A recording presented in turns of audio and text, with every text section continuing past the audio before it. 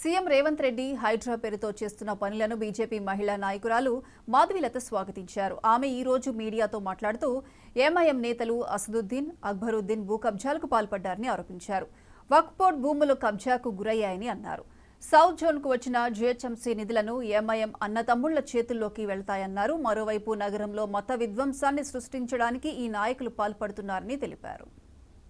కొండరాయితోటి ఆ తాళం పగలగొట్టి లోపలికి వెళ్ళి ఎంఐఎం దుండగులు అమ్మవారి భూలక్ష్మి తల విరగ్గొట్టేసి ఇంకొక అమ్మవారిని నడుము దగ్గర నుంచి విరగ్గొట్టేసి ఆ రాయి అక్కడ పడేసి వెళ్ళిపోయారు. ఆ వెళ్ళిపోయే వాళ్లకు మనం ఇంత హోంగార్డులు పోలీసులు మన సంరక్షణకున్నారు అని మనము మభ్యపడుతూ ఉంటాం. కానీ ఆజం అనే ఒక home guard driver, patrolling vehicle driver వీళ్లను సురక్షితంగా అక్కడి నుంచి తరలించేశాడు.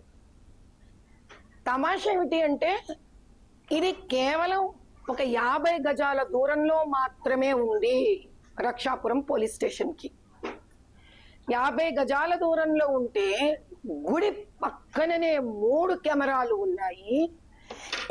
ఎంఏ జ్యువెలర్స్ ముందు కూడా ఒక కెమెరా ఉంది. ఈ దుండగులు పరిగెత్తుకుంటూ వెళ్ళి యాజమని హోంగార్డ్ డ్రైవర్ వాళ్ళని తరలిస్తే వాడు ఎంఏ జ్యువెలర్స్ సందులో నుంచి వెళ్ళిపోయారు. వాళ్ళు ఇంత అరాచకాన్ని పెట్టుకొని, ఆశ్చర్యకరమైన విషయం ఏంటంటే ఒక పిచ్చోడిని తీసుకొని వచ్చి, ఎంత నిర్దాక్షిణ్యం చూడండి.